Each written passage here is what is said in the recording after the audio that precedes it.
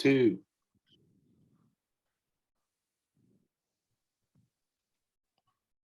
All right, welcome to today's episode of Firefighting Fridays. We're Strategic Fire Training. I'm Jeff Diederich. We have Jeff Shupe, Jerry Knapp, and of course we got Chad routing us out. I think we got John and Micah tuning in here in a little bit, but for now, the four of us are going to get started here. Tonight we're going to talk a little bit more and get into detail about the 15/16, why we are champions for it, the history behind it, and why we think it's going to work well into the future in the fire service here. So getting started with the history of the 15/16, Jeff Shupe, get us started here. What time era are we talking about? Okay, we're looking at probably and by the way, a lot of these tip sizes that we see today, before we get started and get into this, have always been around. And I can say that because if you take a look at this guy's book, this guy, there's a few people who know this gentleman, Fred Shepard, wrote the Shepard book on hydraulics. This thing was copyrighted and printed in 1941. So when you go through here and look at the tables and so forth, you see things like the 1/2 inch tip, the 3/4 inch tip, the 7/8 inch tip, and the 1 inch tip, and so on up the line. And that's what was interesting, because if somebody wants people to think that, oh, this is really cutting edge, 7/8 or going to this size or whatever. I think we've said it before. This is why it pays to know the history of the fire service. And if you're going to start talking about hydraulics, you better start listening or reading these guys' material. This guy, Warren Kimball, and so forth, Royer, Nelson, the work that those guys did through one of the manufacturers was Akron Brass, along with Iowa State University. So these folks were tremendous in their time, and they were way before any of this stuff that we see nowadays. So just to say that, to get going with things. Okay, so let's talk about the history of the 15/16. And by the way, Jer, if you want to throw yourself in here, anytime, please go ahead. Okay. But anyways, I would say it probably got its start in the 60s. Yeah, I know. Yeah. They'll go away in a minute. So anyways, it got its start in the 60s because there was some experimentation going on. Like in New York City, we always heard about them, moving away from 1.5 inch, going to 1 3/4 and looking at different size hose lines. And it was in conjunction with a system called rapid water. The idea of rapid water was that it was a friction reducing agent. And you had this dispenser, that's saying it simply, simplifying it. But there was a dispenser unit on the engine, and as water flowed through the outlets, when it hit a certain volume, this friction reducing agent from the dispenser would go into the hose line or into the outlet through the hose line. And the idea was to cut down on the friction loss and flow more water while using a smaller size hose line. So how do you get bigger bang for the buck? Well, you take 1 3/4 hose, you start using rapid water, and then you use a solid bore 15/16 tip. And so it was just like, oh my gosh, this is great, because, again, the 60s, back in those times, 60s and into the 70s, that's when you started seeing all the civil unrest and all the fires, all the arson jobs and things like that. And, up until that point, fire attack hose was 3 sizes for the most part. You had booster line, which broke down into either 3/4 or 1 inch. Then you had 1.5 inch. Then you had 2.5. So like I said, as you started seeing civil unrest in a lot of your urban centers and so forth, and you got engines and ladders, responding all night long, every night of the week, for good working fires. It was like you had to come up with something to get more flow through a smaller hose line to have less of a beating on the guys when they're humping the line in and things like that. So, like I said, all those things combined, especially with the rapid water, well, it just made for a winning situation. I talked to a couple of guys one time about rapid water, and I said, "So what is rapid water?" And they said, "Well, it's like a soapy agent, like a soapy whatever, you know. It's almost, you know, I guess it gave you the impression of like a foam concentrate or something like that, because the whole idea was that, and this is going back to rubber lined hose. So if you take a look at the hose in recent times, we're seeing different materials, different um, materials like synthetic or polymer or impregnated liners and fire hoses now, different than the rubber line hose back then. So all this stuff taken into account, you can see the 15/16 was the nozzle of choice because you increased the flow and you really didn't have to increase the pressure, you know, so the back pressure, you know, and things like that for the tack crew was pretty good. Easy to manage and so forth. And of course, the weight of the water and the hose line and so forth. Okay. So how's that? Was I rambling there, Jer, or what can you do to help me out here? No, I think you're right on, Jeff. I think that's a great history. You talk about booster lines.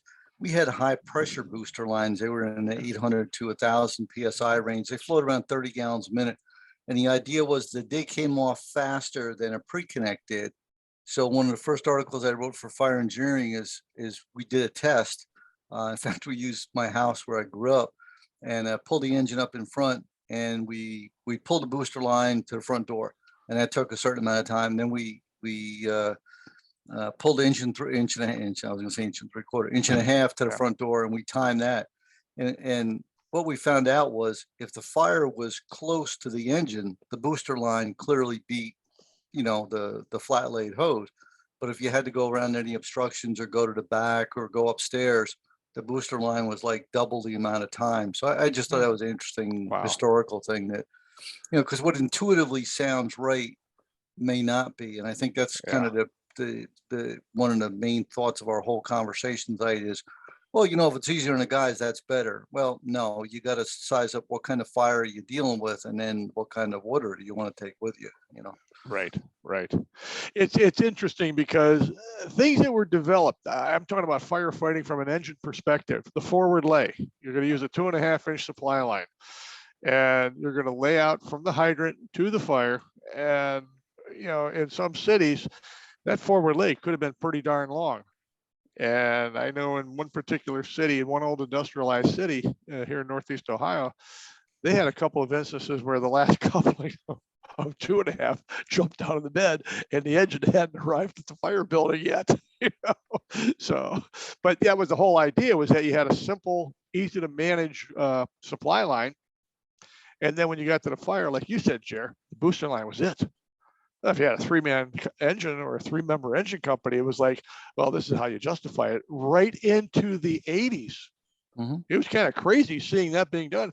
And of course, you know, everyone has heard the story of Charleston, you know, and I think they were what, a 1,500-foot supply line and, you know, booster lines and things like that. So this is the thing about the fire service. Now, let me go a little bit further on this. So as the fire service was using a lot of inch and a half hose, it was time to go to, you know, bigger, because it's like we said before, all the fires, the volume of fires and things like that. So here's a chance to go into 1 3/4 hose. So we got into that, but we also had nozzles that were, shall we say, counterproductive in some ways, you know, even though we were told we're going to be flowing more water. So yeah, I think that's what's important. It's what we kind of think makes common sense at the beginning. I always tell guys, show me the numbers, you know, show me why you think that's better. I got an open mind, you know, but show me the numbers, as opposed to, and if it really gets nasty, I have to go, I don't care what you think. And what I think doesn't matter. Show me the numbers, you know, so show me the data. And I think that's kind of what we're talking about tonight. Yeah. So, okay. I think it was the 80s were probably the perfect storm of a gathering of different information. You know, we had the not only the 1 3/4, then we had the automatic versus the low pressure fog system. And, you know, everybody was trying to figure out which one was the way to go. And, you know, a lot of automatic nozzles are still out there, but they just maybe aren't pumped to what they should be pumped at Right. if you're looking for the gallons per minute. So I think it was a convergence of a couple of different ideas that pay off if you do it right, but either one of them, if you're off the mark, Yeah. you're gonna be Yeah. sorely missing on your output. Mr. Gruver, you're sitting there pretty quiet so far. Well, you're not even, you're really quiet now. Everything y'all been talking about is really much before my time. So Okay. There's a reason we don't like you, Chad. Jesus. Really? Go upstairs. I mean, you know, I think it's important to know your history and where stuff comes from. Yeah. You know, I didn't get involved in firefighting until the 90s. So you're still Holy talking. cow. Yeah, I know.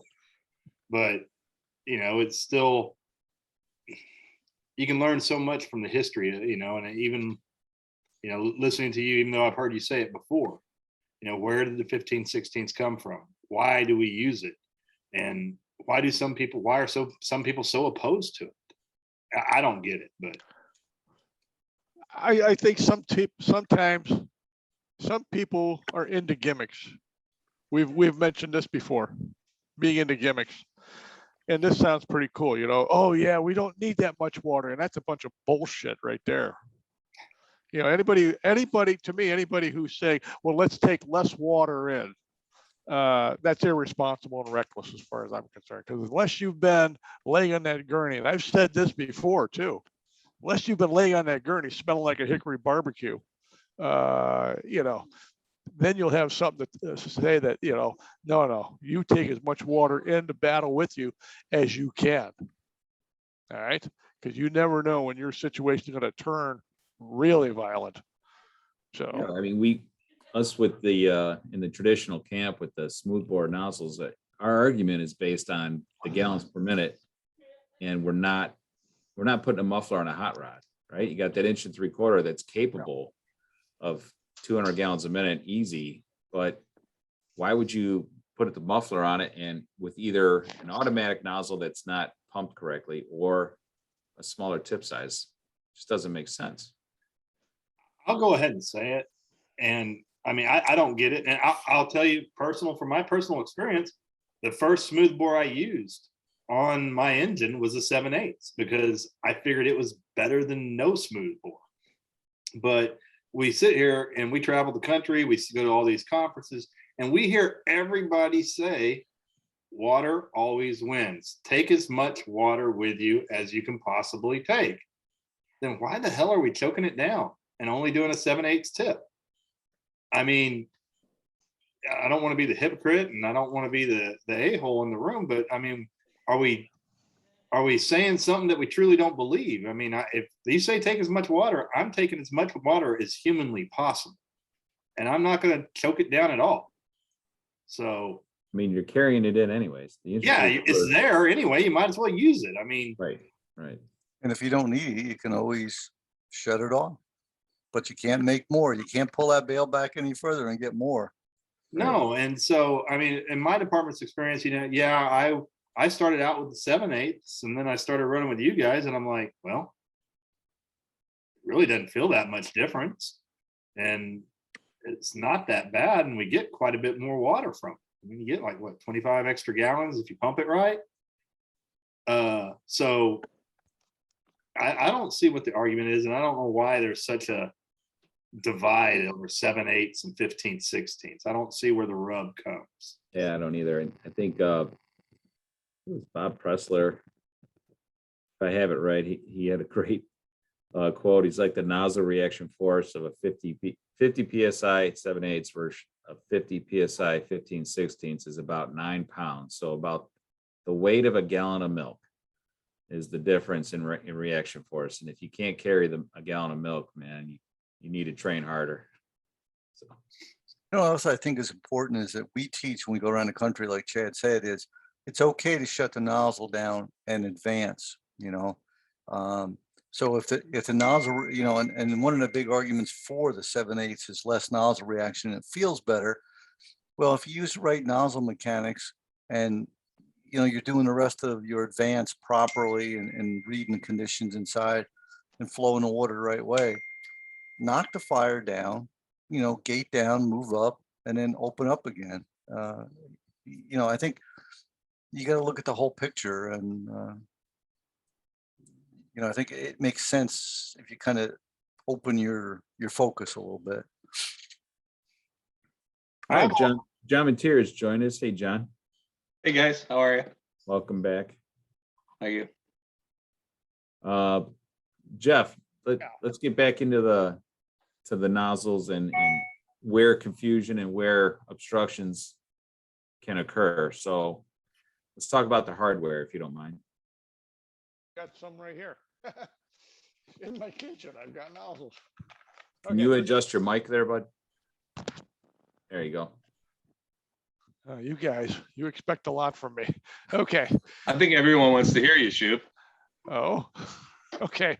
So here's a simple ball valve. Okay. Right in there. You can see it has a clear waterway. All right. This right here is an 1 3/8 orifice. Okay. So I even have a tape here. We can measure it for you if you don't believe me.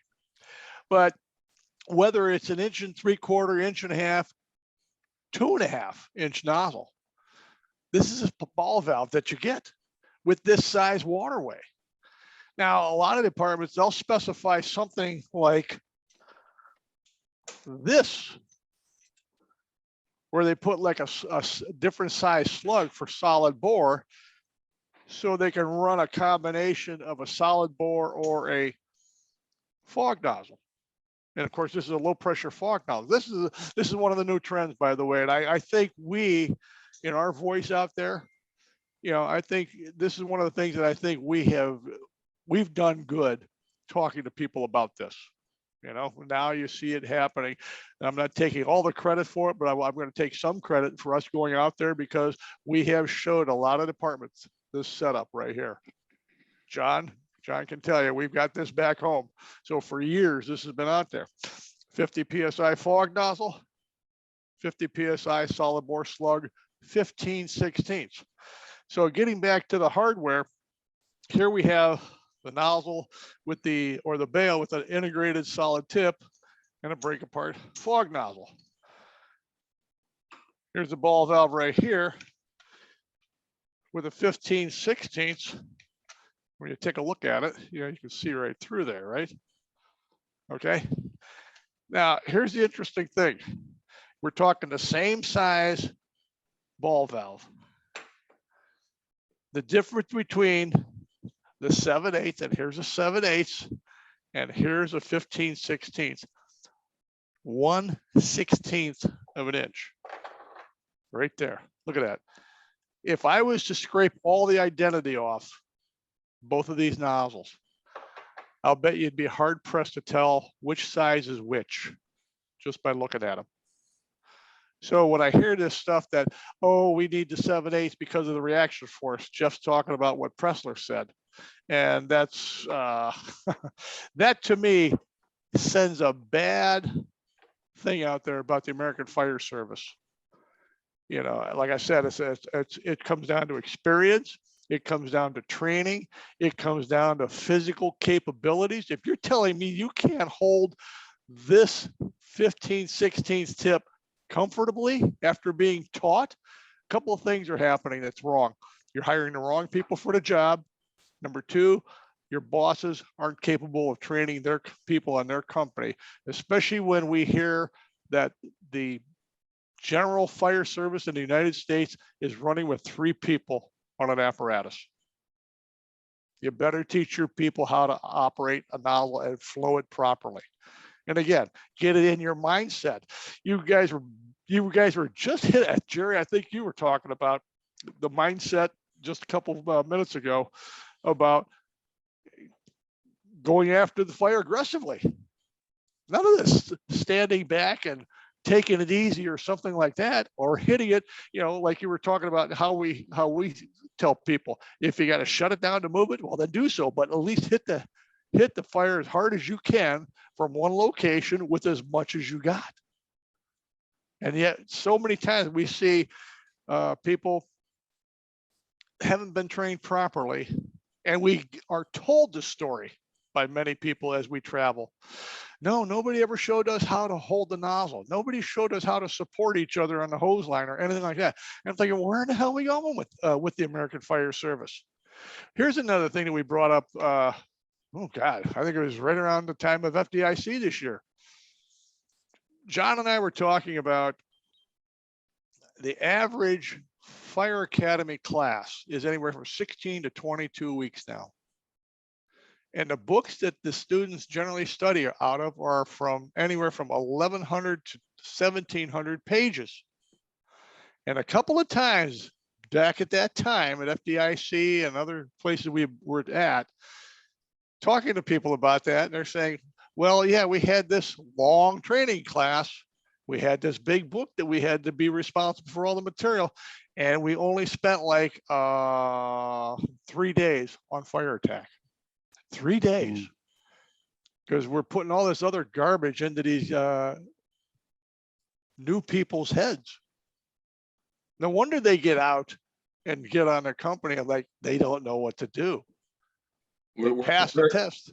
We're preparing them to pass the test, Jeff. That's really, at the end of the day, that's what we're doing. Right. And your cat's made an appearance. Well, that's because they dropped the nozzle on the floor. We train people, we focus on passing that test. So you're right. There are definitely skills that get put on the back burner. Sure. And would you say time? Yeah, I was going to say, and would you say that's a recipe for disaster? In other words, you're training to fail? I don't know Down the road. I don't know that we're training to fail, but I definitely think we could do a better job. I mean, we do as good of a job as we can do, and we put in the effort, but a lot of time is spent on the books. What about the aggressive mindset though that's being left out?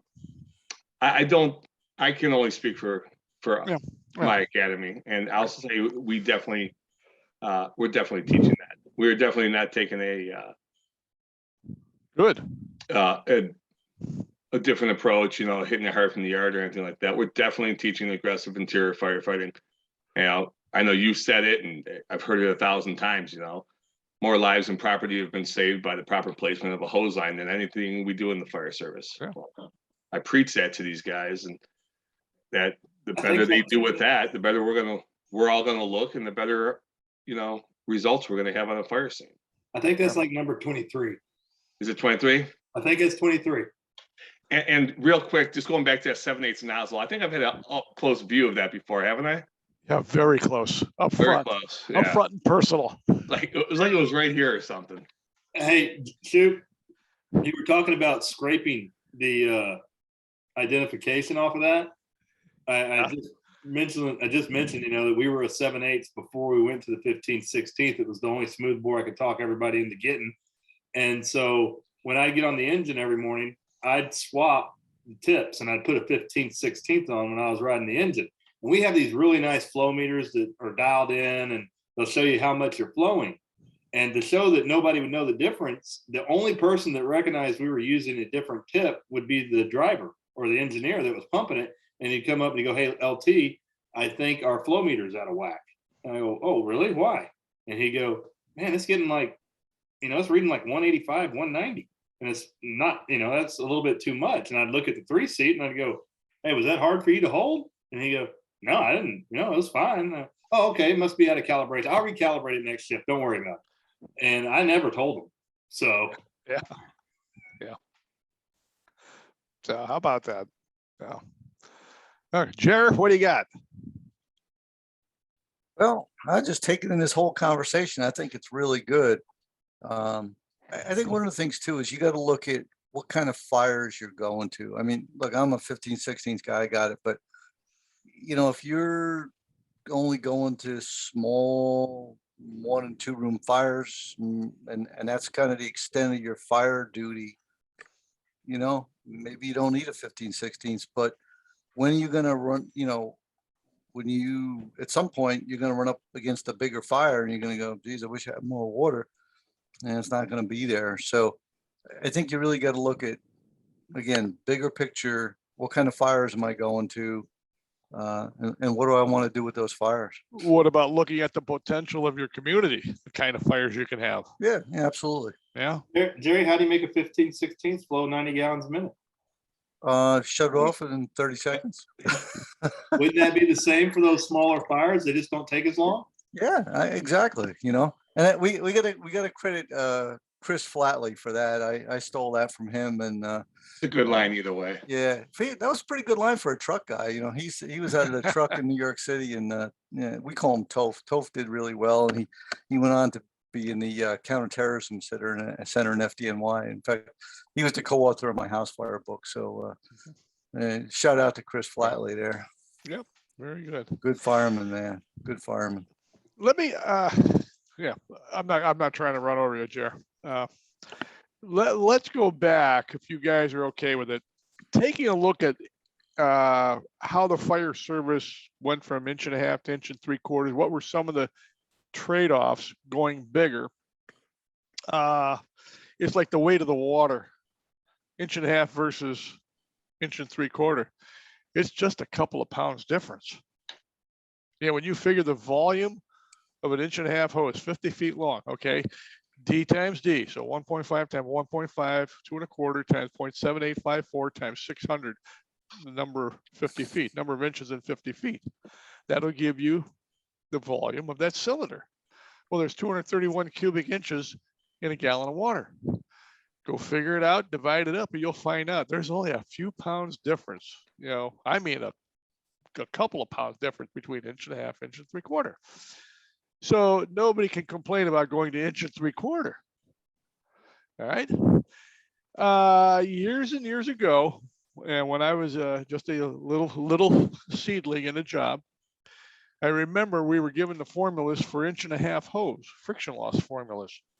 It was very simple. You took the expected flow, you dropped the unit digit. So if you wanted to flow 95 gallons a minute, by the way, guys, that was realistic back then. In fact, so was 75 and so was 60. If you take a look at some of the old select flow nozzles, the selector ring, some of the choices you had for volume of water, this was a step upward in the right direction to go with more water.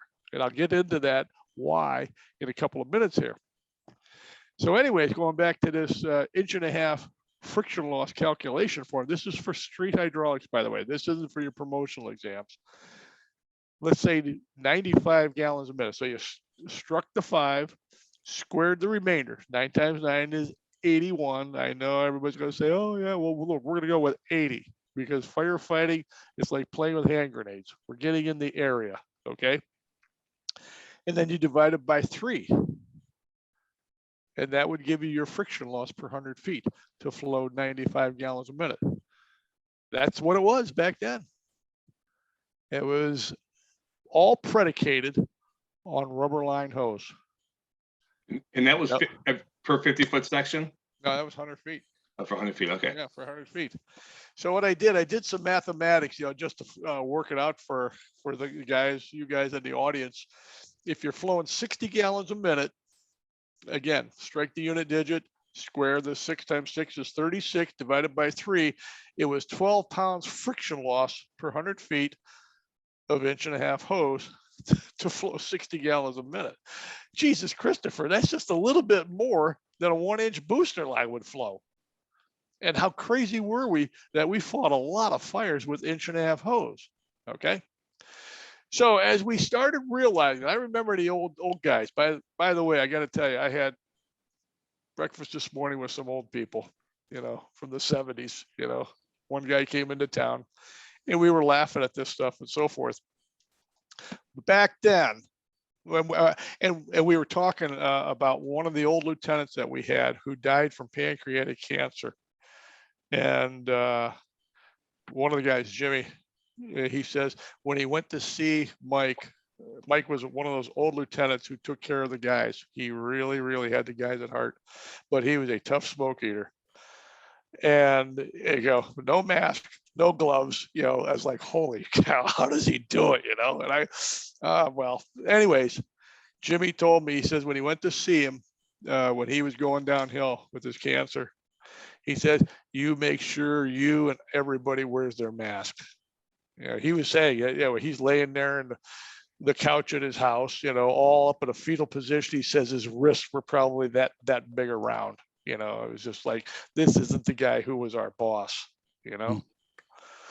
So anyways, we were seeing the fire environment change then, not the stuff that you hear now, okay? Back then, because you were eating smoke, you were expecting old time Class A fires, you know, wood, paper, stuff like that, you know, stuff like that. We knew the fires were becoming hotter, faster, smoke was becoming more dense, more toxic and all that stuff. We knew we needed more water for the job. Here comes 1 3/4 inches. That was all predicated on flowing more water, still rubber line hose. So you, once again, you took, like if you wanted to flow 150 gallons a minute from 1 3/4 inches back then, strike the unit digit, square the 15, 225 divided by 5. 1 3/4 inches, you divided it by 3, excuse me, 1.5 inches divided by 3, 1 3/4 inches, you divide it by 5. That gives you your friction loss per 100 feet. So interesting too, because we used to have some formulas that we worked on for a gallon of water and a pound of water. You guys have heard me do this thing with the BTUs, right? I do a classroom like I did at New York State Chiefs. You know, I got everybody, you know, going, you know, we're into a good roll during the class. It's okay, let's talk about water. Let's talk about hydraulics. Let's talk about some of the characteristics of a pound of water. A pound of water weighs how much? And everybody's jumping on that. 8.34. And then, you know, I says, no, you know, they're ready to think that they got the right answer. A pound of water weighs a pound.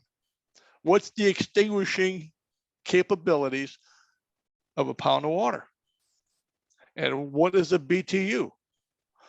British thermal unit, the amount of heat required to raise 1 pound of water 1 degree Fahrenheit. So if we take, it's 970 approximately. Remember what we're talking about with firefighting, approximates and circumstantial values. So if a pound of water can absorb 970 BTUs when turned to steam completely, okay, then multiply that times 8.34 to get the extinguishing power of 1 gallon of water. All right. Now let's go to the structures that you're going to fight fires in. If you have a fire, a well-involved room or 2 rooms, and you've got, let's just say 500 pounds of materials, Class A materials like wood burning. We were always told a pound of wood when consumed by fire gives off about 8,000 BTUs. So let's go with 500 pounds of wood and other materials burning. How many BTUs are produced? 4 million. Go back to the extinguishing power of that 1 gallon of water and figure out how many gallons of water is necessary to absorb 500 pounds of wood completely consumed in a house. And this is where we've realized we need a lot more water than what we think. And that's your protection and your efficiency. And again, we talk about, once again, 3 people on an engine running in. What do you want them to do? Train them to flow that water as much as they can. Go out there and kill it. Be aggressive with it. Okay. That makes sense, Mr. Knapp? Yeah, I think it makes a lot of sense, Jeff. And kind of going back to what we were talking about in the curriculums and stuff. One of the things we're looking at in New York is recruiting and retention of volunteers. And the big issue is 130, 140 hours of training, 3 or 4 hours a shot is a lot for the guys.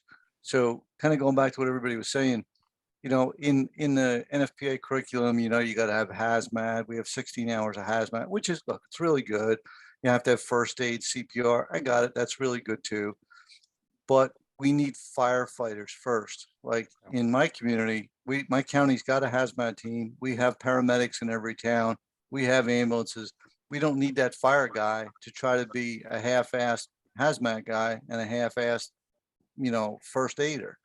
And I think looking at the curriculum, in my mind, it's a lot better to let's build a fireman and then let's add on these additional skills, which I think are vital. But again, if we teach this young person's never been to a fire or a hazmat or a cardiac arrest, we got to give him some experience first so that the training that he gets makes sense, I think. And then I think that gives us more time to train a better firefighter, which helps resolve the issues that we're talking about. Yeah. Interesting how like something as simple as the 15/16 tip brings us into this larger philosophical discussion. But I think one of the reasons why that is because it's based on the efficiency and the safety that's built into that tip. It's perfect size for the perfect size hose line that is easy to manage and move and operate. Mike, good to see you join us, buddy. Thank you. Where do you want to take this next, Jeff? You got something else there on your Again, we talk about the efficiency of the 15/16 to deliver more water. John and I were down in South Carolina a few years back, and we were attacking because it's one of those things. Also, we were attacking this thing about underpumping, overpumping. That to me is somebody who's got a lot of blue gas to expel on people, honest to God. Again, nozzles were created to operate at a certain pressure, whether it's a solid bore or a fog nozzle. If it's a solid bore, it's a 50 PSI hand line nozzle. That's what it is. Don't tell people to overpump it or underpump it. Same thing with a fog nozzle. If it's a 50, 75 or 100 PSI fog nozzle, pump it at the proper design pressure, for God's sake. So, John, you remember where we were at? What Yes. we did, we had 1 3/4 line out and we underpumped it. We put 40 PSI at the nozzle and put 1 kink in that hose line. And we lost at 40 PSI nozzle pressure with 1 kink, 1 3/4 hose, we lost 25% of the volume. We had a flow meter on it. Now, like I said, a lot of guys are out there with a lot of blue gas, a lot of ideas, trying to think and, like, well, we don't need that much pressure. And that's a bunch of crap because you're getting away from the volume. All right. What was good about that was that the chief of this department, his deputy chief, his battalion chief, and the chief of training were all there too and witnessed this. And I thought, my God, and the one battalion chief, I will never forget, he said, guys, that's it. Because they had a cheat sheet put in the cabs of all their engines. And they said, that's it. We're not following this. Everybody stays with 50 PSI for the nozzle, and that's it. That's the dumbest thing I've ever heard. You can no crap, you can overpump or underpump a nozzle, right? Right. And I think a lot of the guys are smart, but it's not meant to be that. If you're going to underpump it, you're using the wrong nozzle for your department if it needs to be underpumped. How do you mean? You should be going another route instead of taking that nozzle that we're talking about and underpumping it. If you need that less pressure and less water, then go with the nozzle that's going to give you less pressure and less water. Well, I had someone say, the reason it was okay to use a 7/8, and we'll leave names out to protect the innocent here, is because your engineers will kind of be keyed up, and they're probably going to over pump you anyway. And I'm like, well, that's a training thing. But, you know, I think if you look at the 60 PSI for a 7/8, I think that gives you 185, which is the 15/16 tip.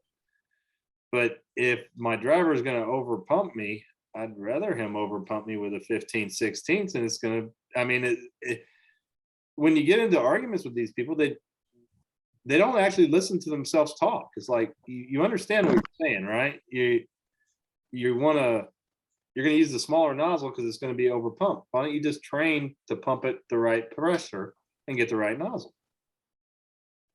Maybe it's just that simple. And then from a driver's standpoint, as an engineer, I don't want to have to remember 3 different pressures and gallonages for the same nozzle. Right. And that was the, what do you call it? The offshoot of that. When they were looking at, well, at 40, you get this many gallons per minute. At 60, you get this many gallons a minute. And at 50, of course, we know what we're getting here. Why would you do that to American firefighter? Pump it at the design pressure, and this is what we expect. As we've all said before, especially when we go out and talk to people, this job is circumstantial.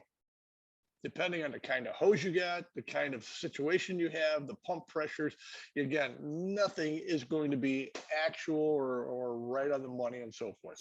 2 equal size hose lines, same nozzles, same pump pressure.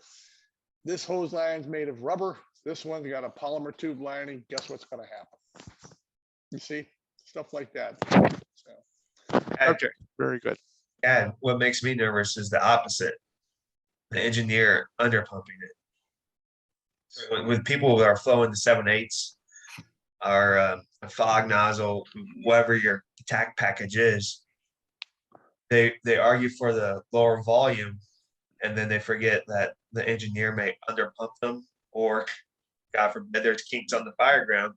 So I'd rather have a higher volume tip size than being shortchanged from a guy who's on the outside and just guessing at what the environment's like on the inside. Well, if you under pump and you go with 40 at 7/8, and I don't know the numbers for 7/8, so I just looked it up, you get 143 gallons per minute. So and put 1 kink in it, and you're going to take that down a lot more. You run the risk of that. Oh man, why you run the risk? Just go in with the largest amount of water you can handle, and let me at the tip decide how much water to flow. Yeah. Got a shut off on it. If you got too much, you shut the damn thing off. Right. It's not hard. Oh, Right. Jerry cussed. Don't get me started, Chad. You know what can happen. Never heard him cuss on air. Mr. Mateer, Yes. any words of wisdom you want to throw in here? No, not yet. No, Not yet, all he my says. wisdom to myself. Okay. No, I had a couple of things earlier, but it kind of time passed and I can't remember what I was going to talk about. By the way, when I gave that example of 500 pounds of wood burning, did I give you how many gallons would be necessary to absorb all that heat? No. 500. Approximately 500. The number's actually 494 point something. So again, round it off. 500 gallons of water is needed to absorb the amount of heat required, or the amount of heat created by 500 pounds of wood burning. Like we said, put that in a structure. Now you understand volume of water, rate of flow, position from where you're doing it. And by the way, ventilation. Those are all the key factors. Yeah. What about some of the gadgets and gizmos that end up plugging up a good nozzle? I've seen things like stream shapers. You mentioned the break apart nozzle, where you can end up mismatching slugs with fog nozzles on the end. What are some of the things you've seen?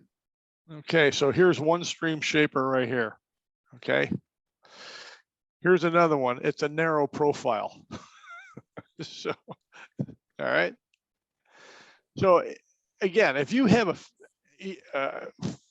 7/8 or a 15/16 or even a fog nozzle, on your ball valve and you put something like this on, why?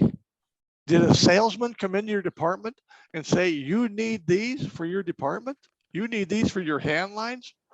John, I think you said a couple of episodes ago, the average room, according to the fire studies, what the reports Average was, bedroom, yeah, what size? 12 11 by by 11? 12. Yeah, 10 by okay. 12, 11 by 12. Do you really need a stream shaper to send that stream of water just about 10 feet in front of you when you start knocking it against the ceiling and the walls to break it apart anyhow?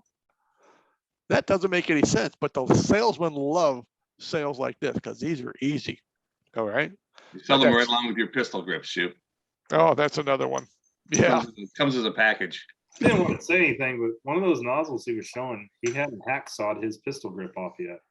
No, but here, it's real loose anyhow. So it's there for illustrative purposes. You know, you can use those for hangers for your turnout gear on the apparatus floor. Oh, good idea. I make toilet paper roll holders out of them. All right. Let's not get into part-time jobs. I'm not making money off it. It's just No, Okay. No, it's just Chad spends as much time in there as a part-time job. Yeah, That right, is true. right. There's- That's where I was there's going with that. documented- there is documented proof of that. He That's so spent a lot true. of time there. I'll go to court for that testimony. well, look at the time. So, Look at that. yeah. Okay, right, so we've hit a lot of the bits and pieces of 15/16s, and why we champion it so hard when we're out there teaching. What are some of the experience-based things that you guys can remember going from? Chad, you said you were at 7/8 and you talked about how nobody could really feel the difference because they were trained on it, how to grip the nozzle. So that's a great piece of experience. That's somebody that used to use and even like the 7/8. It's like, wow, I just upped my game and I didn't have to give anything up for it. So, but for anybody that, like specifically Jerry and Jeff, who have used the 1.5" on tacking fires and then going to the 1 3/4 and getting to that bigger line, you know, can you remember an aha moment where you're like, man, this is one hell of a step up in our tack package here. This thing works great. So Jared, go ahead. Do you think back to a time where you're like, this changes everything? I think it's more a confidence thing than anything. I can't remember, going to a fire one day with 1.5" and then the next day with 1 3/4 and, the light came on. But I do have a little prop here. This is a 1/4" tip that I just went and got. And I just want to remind everybody, this is where you get the most water. And if you're getting too much, you can do this. And that, like Michael was saying, it's in the, and there's that big 1/4" tip right there. So like Micah says, the control's in the guy's hands that's really in the bad position. So Gary, did you get that from South Dakota?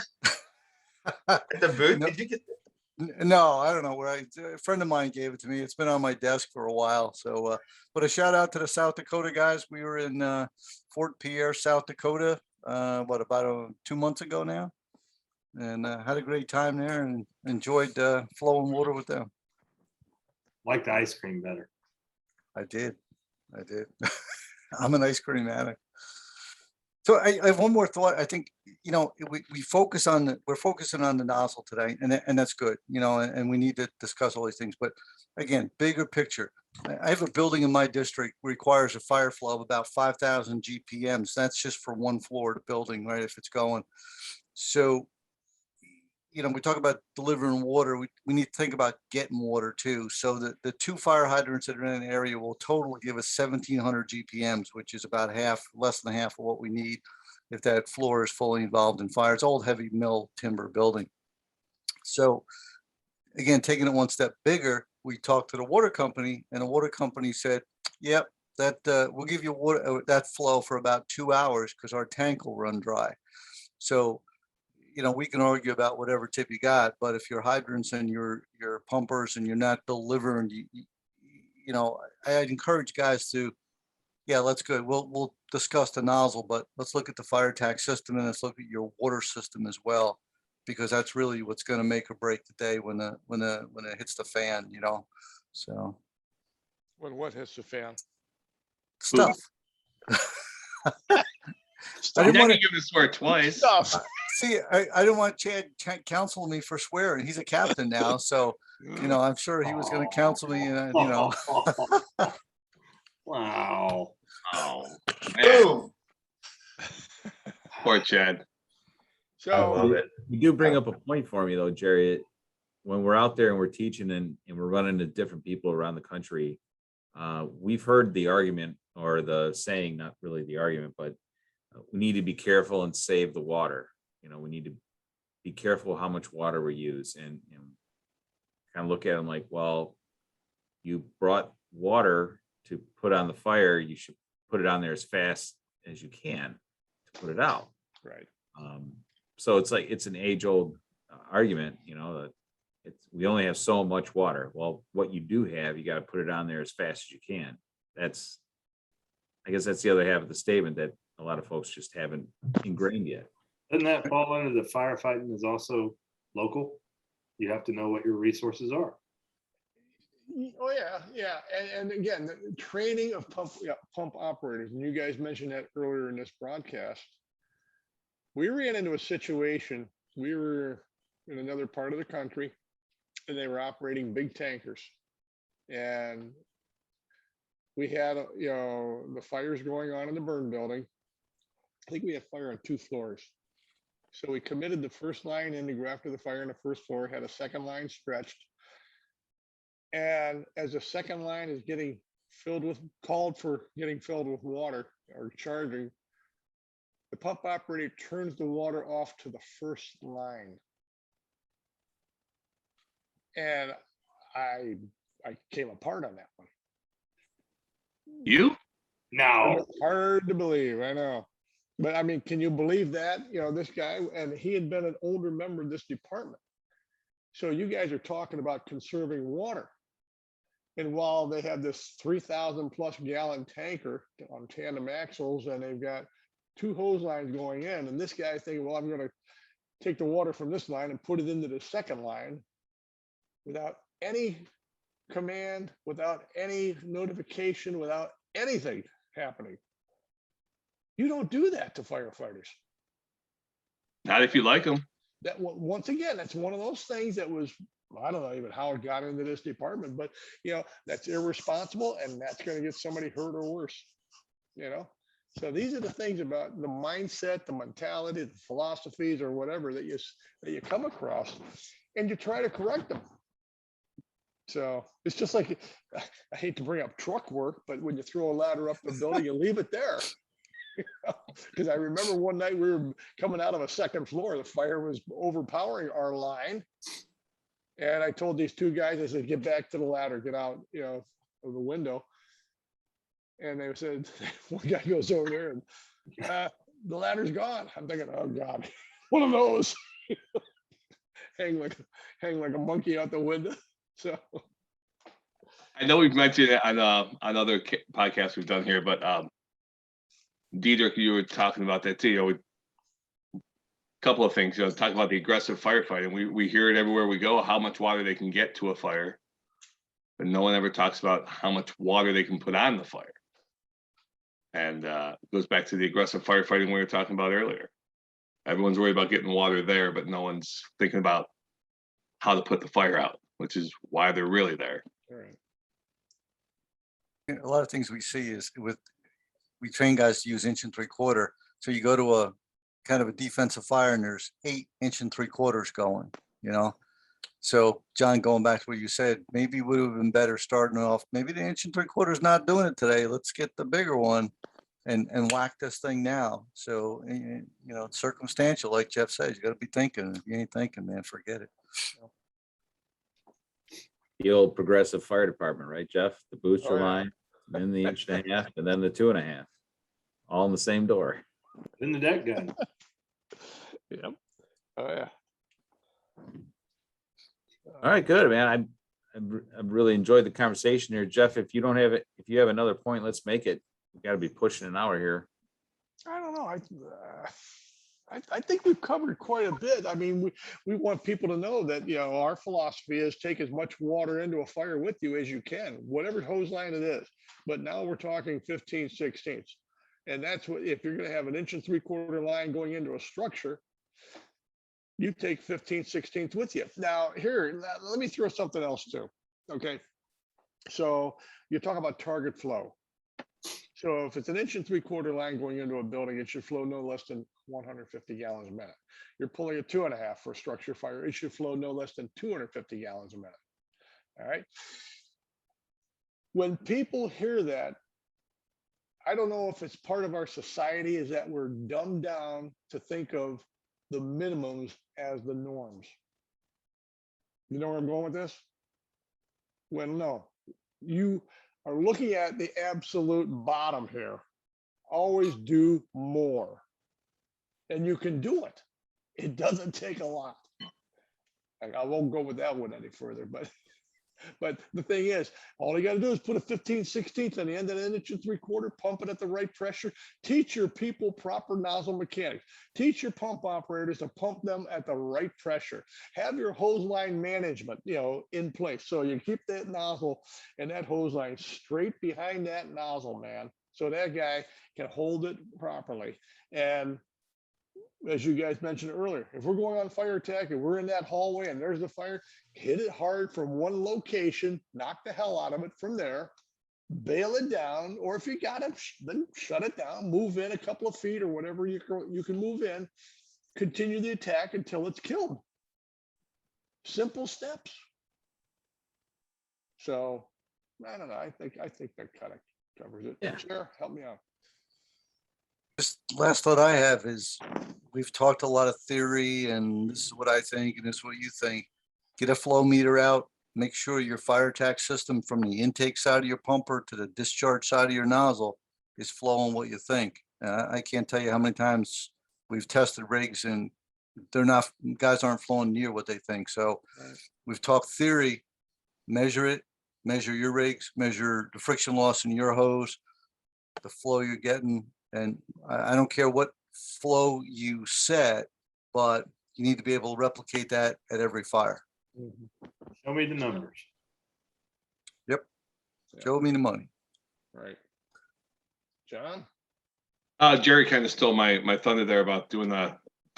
But with the flow meter, Jeff, you know, we used to go up to 11's house and flow those nozzles that you just showed, Jeff. And we showed the difference between the fog nozzle and the smooth bore. And that was a huge, when guys saw the difference in the gallons per minute and they knew the pumps weren't touched, that made a big difference to them to see the numbers. Yeah. We can, like you said, Jerry, we can talk theory and, oh, we're flowing about this much, but when they see the actual number on the flow meter and then they break it apart and they're like, holy crap, I have this many more gallons per minute and nothing has changed. It's a game changer. Yeah. Mr. Gruver, Yes, sir. why don't you tell us something? That's Captain Gruver. Oh, Captain Gruver. I'm sorry, I forgot. He sent that email earlier. Captain Gruver. Rough night. What let me tell you about?